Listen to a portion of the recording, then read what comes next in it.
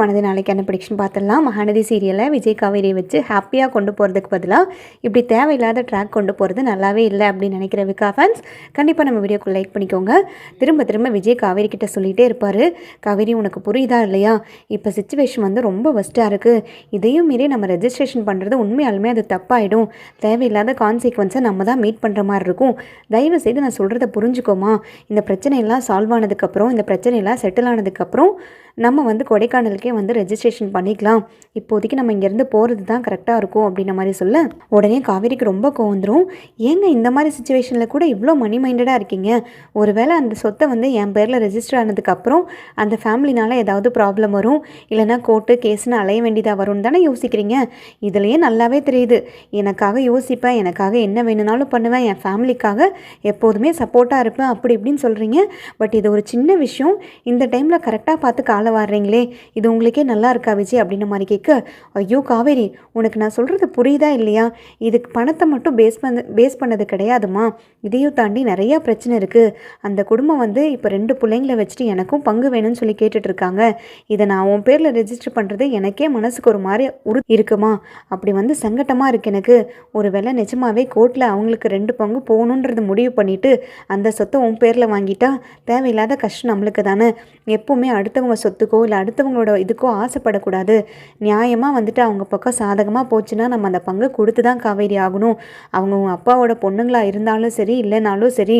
அவங்களும் இப்போ சோர்ஸ் இல்லாமல் தானே வந்திருக்காங்க, அவங்கள பார்த்தாவும் கஷ்டமாக தானே இருக்குது, உனக்கு இதெல்லாம் புரியுதா இல்லையா, அந்த மாதிரி அநியாயமாக வந்து செம்ம சொத்தை வாங்க வேண்டான்னு யோசிக்கிறேன், அதுவும் பேரில் ரெஜிஸ்டர் பண்ண வேண்டான்னு சொல்லி யோசிக்கிறேன், இதுதான் உண்மை காவேரி அப்படின்ற மாதிரி சொல்ல, எனக்கு நல்லாவே புரியுது விஜய், மற்றவங்களுக்காகலாம் ரொம்ப அனுதாபமாக யோசிக்கிறீங்க, மனிதாபிமானத்தோடு நடந்துக்கிறீங்க, இப்போ எனக்கு ஒரு பிரச்சனைன்னு வரும்போது நீங்கள் நிற்க மாட்டீங்கல்ல அப்படின்ற மாதிரி கேட்க, உடனே விஜய் காவேரி உனக்கு எவ்வளோ சொன்னாலும் என் பாயிண்ட் ஆஃப் வியூலேருந்து நீ யோசிக்க மாட்டேன், உன் அப்பா மேலே இருக்கிற கோவத்துலேயும் அந்த ஃபேமிலி மேலே இருக்கிற கோவத்துலேயும் உனக்கு வந்து நான் சொல்கிறது புரிய மாட்டேங்குது, இதுவே நார்மலான காவேரியாக இருந்தால் இதே டெசிஷன் எனக்கு முன்னாடி நீ எடுத்துருந்துருப்ப, இப்போ நீ ஃபுல் அண்ட் ஃபுல்லாக அப்செட்டாக இருக்கனால நான் சொல்கிற வர பாயிண்ட்டை வந்து உன்னால் அண்டர்ஸ்டாண்ட் பண்ணிக்க முடியல, இப்போ என்ன உனக்கு ரெஜிஸ்ட்ரேஷன் பண்ணணும் அவ்வளோதானே, இந்த வீட்டை வந்து உன் பேரில் மாற்றிடணும் அவ்வளோதானே, ஓகே நம்ம அப்படியே பண்ணலாம், ரெஜிஸ்ட்ரேஷன் பிளான் பண்ண மாதிரி இன்றைக்கி கண்டிப்பாக நம்ம போய் பண்ணிடலாம், அதுக்கான அரேஞ்ச்மெண்ட்ஸ் எல்லாம் பண்ணிடலாம் அப்படின்ற மாதிரி சொல்லிட்டு விஜய் உள்ளே போப்பார்.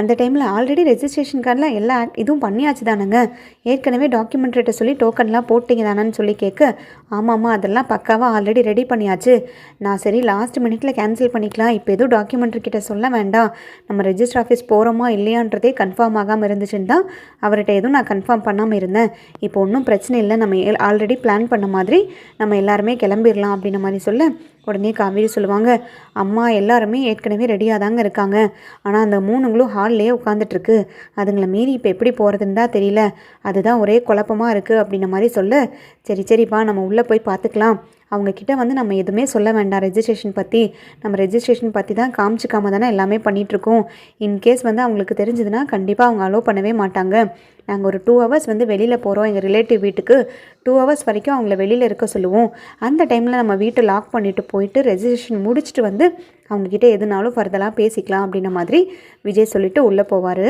அந்த டைமில் பார்த்தீங்கன்னா காவேரி வந்து அவங்க அம்மா கிட்ட அக்காட்ட யமுனா கிட்ட எல்லாருக்கிட்டையுமே போய் காதில் மெதுவாக சொல்லிடுவாங்க. உடனே சாரதா வந்து கத்துவாங்க, இங்கே பாருங்கத்த இதெல்லாம் நாங்கள் பண்ணுற பிளானு, அந்த திருட்டு கும்பல்கிட்டேருந்து என் சொத்தை காப்பாற்றி என் பிள்ளைங்களுக்கு கொடுக்க வேண்டியது என்னோட கடமை, இதுக்காக நாங்கள் ஒத்துழைச்சி தான் ஆகணும், இதெல்லாம் தெரிஞ்சுக்கிட்டு அந்த குடும்பத்திலேயோ இல்லை அந்த புள்ள மேலே பாவம் பார்த்து அந்த வயசு புள்ள அப்படி இப்படின்னு வந்து ட்ராமா போட்டு அவங்கக்கிட்ட இதெல்லாம் ஏதாவது தெரியப்படுத்தணும்னு நினச்சிங்க, நான் மனுஷியாகவே இருக்க மாட்டேன், உங்கள் பையன் மேலே இருக்கிற ஆத்திரத்தை மொத்தத்தையும் உங்கள் மேலே இறக்கிட்டு உங்களை என்ன செஞ்சாலும் நான் தயங்கவே மாட்டேன், உங்களை என்ன வேணும்னாலும் பண்ணிடுவேன் அப்படின்ற மாதிரி சொல்லு, ஏன் சார் தான் நீ இப்படிலாம் பேசுகிறேன், ஏன்டி இவ்வளோ ஆத்திரத்தில் வார்த்தையை விடுறேன், நான் அப்படிலாம் எதுவும் பண்ணிட மாட்டேன், நான் எப்படி சந்தானத்தோட சொத்து மொத்தமே இந்த 4 பிள்ளைங்களுக்கு தான் சேரும், அதுங்க 25 வருஷமாக குடும்பம் நடத்தியிருக்குங்கள்ல, போதும் போதும் அதுவே அப்படின்ற மாதிரி சொல்லிட்டு பாட்டி ரொம்ப சங்கடப்படுவாங்க. அந்த டைமில் பார்த்திங்கன்னா சரி வாங்க எல்லோரும் ஹாலில் தான் அதுங்க உட்காந்துருக்குதுங்க, நம்ம எல்லோரும் ஒன்று சொன்ன மாதிரி போய் பேசிவிட்டு ரெஜிஸ்டர் ஆஃபீஸ் கிளம்பிடலாம் அப்படின்ற மாதிரி பிளான் போட்டுட்டு அவங்க கிட்டே போவாங்க.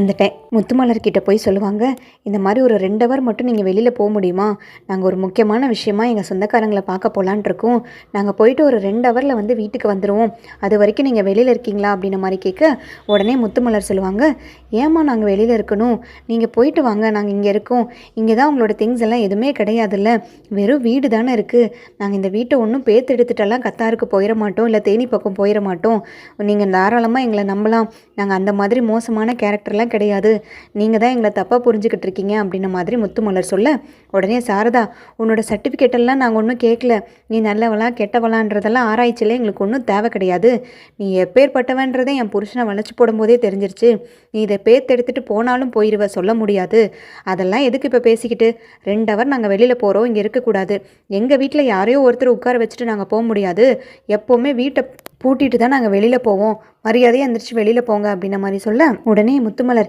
என்னங்க நீங்கள் ஓவராக பேசிக்கிட்டு இருக்கீங்க, நானும் சரியாயிடும் நீங்கள் அவங்க கோபத்தில் பேசுகிறீங்கன்னு சொல்லி நானும் பொறுமையாக போய்கிட்டு இருந்தா உங்கள் வார்த்தையெல்லாம் ரொம்ப அசிங்கமாக இருக்குது, என் பிள்ளைங்களையும் என் பையனையும் என்ன நினச்சிங்க, நானும் நல்லா ஒழுக்கமாக தான் வளர்த்திருக்கேன், என் புருஷன் கூட எப்படியோ நான் ஒன்று சேர்ந்துட்டேன், ஆனால் என் பிள்ளைங்களை வந்து எப்படி ஒழுக்கமாக வளர்த்தணுமோ அப்படி தான் வளர்த்திருக்கேன், நானும் கஷ்டப்பட்டு தான் வளர்த்திருக்கேன், ஒன்றும் சொகுசாக வளர்த்த கிடையாது, நீங்கள் எப்படி இங்கே கஷ்டப்பட்டீங்களோ அதே மாதிரி தான் கத்தாரில் நானும் கஷ்டப்பட்டேன், அங்கே பக்கத்தில் இருக்க கம்பெனிக்கு போய் தான் கஷ்டப்பட்டு என் 2 பிள்ளைங்களையும் வளர்த்துனேன், நான் ஒன்றும் சந்தானத்தை என் புருஷனோட இதையவே ஒன்றும் எதிர்பார்த்துட்டு ஒன்றும் கிடையாது, நீங்கள் நினைக்கிற மாதிரி நாங்கள் எதுவும் ஆட்டை போட்டுறவும் கிடையாது, அந்த மனுஷங்கிட்ட இருந்து ₹1 கூட வாங்காமல் எதுவாக இருந்தாலும் நம்ம கடைசியில் பார்த்துக்கலான்னு தான் உட்காந்துட்டு இருந்தேன், கடைசியில் எனக்கு இதெல்லாம் நிலமை வரும் நான் நினைக்கவே இல்லை அப்படின்ன மாதிரி சொல்ல, காவேரி இப்போ என்னதாங்க சொல்கிறீங்க, நாங்கள் இன்னும் இங்கே இருக்க வேண்டாம்னா சொன்னோம், ஒரு 2 ஹவர் மட்டும் நீங்கள் வெளியில் போங்க, இவ்வளோ நாள் இருந்தீங்கல்ல, இங்கே தானே இருந்தீங்க கொடைக்கானலில், ஒரு 2 ஹவர் மட்டும் வெளியில் போயிட்டு வாங்க, அதுக்குள்ளே நாங்களும் வேலையை முடிச்சுட்டு வந்துடுவோம், ஏன் இந்த சின்ன விஷயத்தை பெருசாக்கி பிரச்சனை பண்ணிட்டு இருக்கீங்க,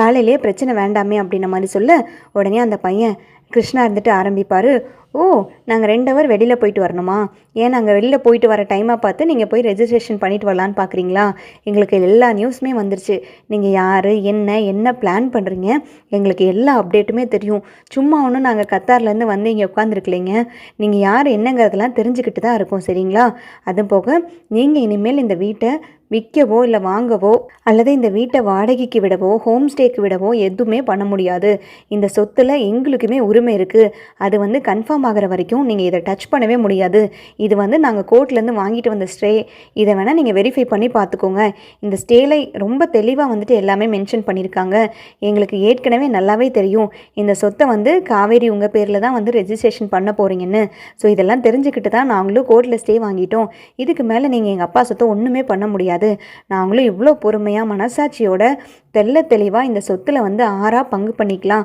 எல்லாத்துக்கும் சரிசமமாக கொடுங்கன்னு தானே ரெக்வஸ்ட் பண்ணி கேட்டுட்டு இருந்தோம், ஆனால் நீங்கள் பண்ணுறது கொஞ்சம் கூட சரியில்லை அப்படின்ன மாதிரி சொல்ல எல்லாருமே அப்படியே ஸ்டன் ஆகி போயிடுவாங்க, ஷாக் ஆயிடுவாங்க.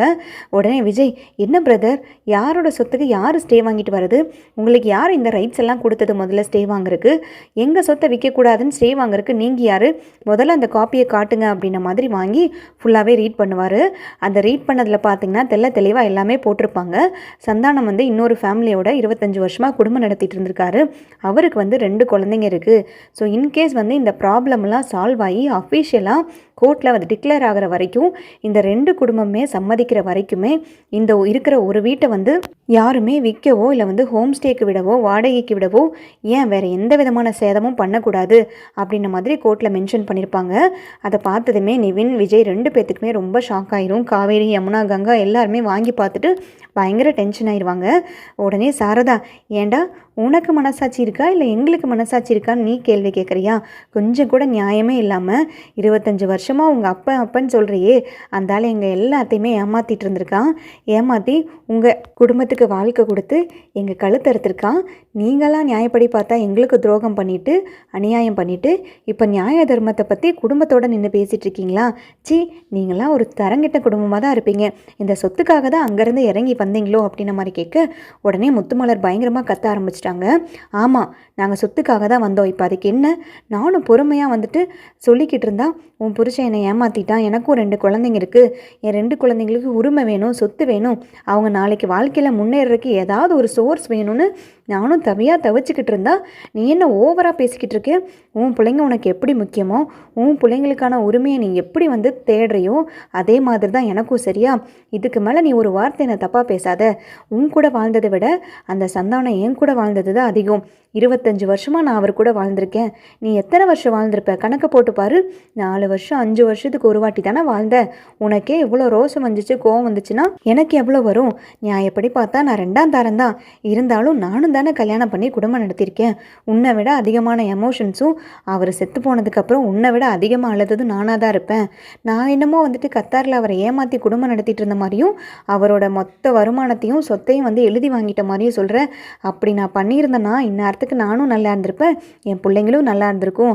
ஆனால் நான் அதை பண்ண கிடையாது.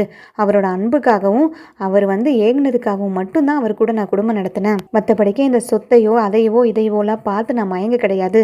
நான் எதுக்காக என்னை பற்றி உங்ககிட்ட சொல்லிட்டு இருக்கணும்? இது வரைக்கும் சொல்ல வேண்டிய கடமை நான் சொல்லிட்டேன்.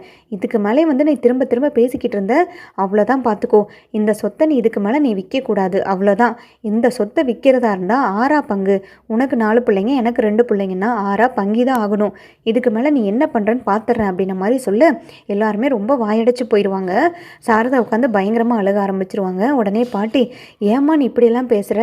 ஏம்மா நீ திடீர்னு வந்து 25 வருஷத்துக்கு அப்புறம் என் புருஷனுக்கு 2 பிள்ளைங்க, உன் புருஷனும் என் புருஷனும் ஒன்று தானா? எந்த பொண்ணு தான் வந்து ஒத்துக்கும்? எந்த பொம்பளை தான் ஏற்றுக்குவா? எந்த நல்ல குடும்பத்து பொம்பளையாக இருந்தாலும் அதை ஏற்றுக்க மாட்டா. என் மருமகளை நீ இப்படியெல்லாம் பேசுகிற வேலை வச்சுக்காத அப்படின்ன மாதிரி சொல்ல, இல்லைங்க அத்தை, நானும் பொறுமையாக பேசிக்கிட்டு இருக்கேன். என்னோடய சூழ்நிலையை பொறுமையாக தான் சொல்லிக்கிட்டு இருக்கேன். நான் அப்படியெல்லாம் பேசக்கூடிய ஆளே கிடையாது. நீங்கள் வேணால் உங்கள் பையன் இருந்திருக்கணும் இதுக்கெல்லாம். அவருக்கு தெரியும் என்னை பற்றி நான் எப்படின்றது தெரியும். இப்போ அவர் இல்லாததுனால தான் ஆளாளுக்கு எல்லாருக்கிட்டையும் பேச்சு வாங்குற நிலைமையில நான் நிற்கிறேன் அப்படின்ன மாதிரி ரொம்ப வருத்தப்பட்டு அவங்களும் அழுவாங்க. விஜய்க்கும் நிவின்க்கும் என்ன பண்ணுறதுனே புரியாது. என்னடா இது கடவுளே, இப்படி ஒரு சோதனை வந்திருக்கு நம்மளுக்கு அப்படின்ன மாதிரி யோசிச்சுட்டு, ஐயோ தயவு செய்து யாரும் இங்கே சண்டை போடாதீங்க, அவங்க ரூமுக்கு போங்க, நான் கொஞ்ச நேரத்தில் வரேன் அப்படின்ன மாதிரி விஜயும் நிவினும் கொஞ்சம் வெளியில் போயிடுவாங்க. 2 பேரும் நின்று ரொம்பவே ஃபீல் பண்ணிட்டு இருப்பாங்க. நிவின் விஜய்கிட்ட சொல்லுவார், என்ன விஜய் இதெல்லாம், நம்மளும் பிரச்சனை சரியாயிடும், எல்லாமே கிளியர் ஆயிரும்னு பார்த்தா திரும்ப திரும்ப ஒவ்வொரு பிரச்சனையும் ஆரம்பிச்சுக்கிட்டு இருக்கு. அதுவும் போக ஏற்கனவே குமரன் அண்ணா வந்து வாய்ஸ் நோட்டு வந்து கங்காக்கு அனுப்பியிருக்காங்க. கங்கா அதெல்லாம் பார்த்துக்கிட்டு குமரன் அண்ணாக்கு ஒரு ரிப்ளை கூட பண்ணலையாமா. இந்த பிரளயம் வேற எப்போ வெடிக்க போகுதுன்னு தெரியல. ஒருவேளை கங்கா இதெல்லாம் அத்தைக்கிட்டையும் காவேரிக்கிட்டையும் சொன்னால் அவங்கெல்லாம் எப்படி ஏற்றுக்குவாங்கன்னு தெரியல. அடுத்தது மாமா பிரச்சனை தீர்ந்ததுக்கப்புறம் குமரன் அண்ணாவோட பிரச்சனையும் கங்காவோட பிரச்சனையும் தான் இந்த வீட்டில் அடுத்தது பெருசாக ஆரம்பிக்க போகுது. குமரன் அண்ணா அதை எப்படி சரி பண்ண போகிறான்னு சுத்தமாக தெரியல அப்படின்ன மாதிரி சொல்ல, உடனே விஜய் சொல்லுவார், என்ன நிவின் இதெல்லாம், காவேரி ப்ரெக்னெண்ட்டாக இருக்கா, கங்கா ஒரு பக்கம் ப்ரெக்னெண்ட்டாக இருக்காங்க. ப்ரெக்னென்சி டைமில் இவங்கெல்லாம் ஹாப்பியாக இருக்கணும், எந்த விதமான ஸ்ட்ரெஸ்ஸும் இருக்கக்கூடாது. ஸ்ட்ரெஸ்ஸாகவே இருந்தாலும் அதை வெளியில் இது பண்ணிக்காமல் ரொம்ப காமாக ரிலாக்ஸிங்காக இருக்கணும்னு சொல்லி டாக்டர் சொல்லியிருக்காங்க. ஆனால் இந்த மாதிரி சுச்சுவேஷன் இவங்க அடுத்தடுத்து வந்து இந்த மாதிரி பிரச்சனையாக வந்துக்கிட்டு இருக்கே, இதை எப்படி தான் டேக்கிள் பண்ண போகிறாங்கன்னு தெரியல. என் குழந்தை எப்படி தான் ஹெல்த்தியாக வளருமோ தெரியல. எனக்கு அதை நினச்சாதான் ரொம்ப கவலையாக இருக்குது அப்படின்ன மாதிரி விஜய் குழந்தைய நினச்சி ரொம்பவே ஃபீல் பண்ணேன். உடனே நிவினும், எனக்கு புரியுது விஜய், உங்களோட சுச்சுவேஷன் எனக்கு நல்லாவே புரியுது.